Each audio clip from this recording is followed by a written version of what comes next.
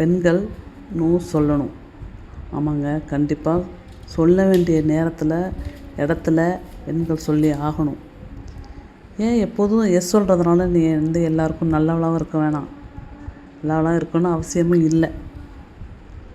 எப்போதெல்லாம் நோ சொல்லணும் தெரியுமா?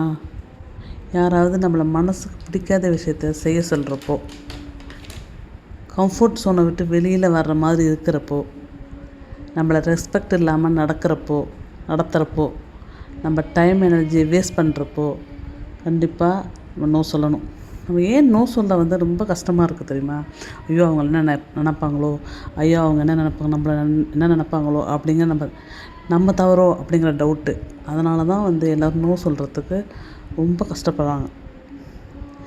எப்படிலாம் நோ சொல்லலாம் தெரியுமா?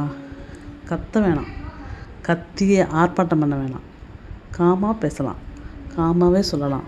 இது எனக்கு ஓகே இல்லைங்க, இது எனக்கு ஓகே இல்லை அப்படின்னு சொல்லலாம். ஷார்ட் அண்ட் கிளியராக சொல்லலாம். ஸ்மைல் பண்ணிகிட்டே ஸ்ட்ராங்காக சொல்லலாம். ஓகே, எல்லோரும் சொல்லுங்கள். தேங்க்யூ.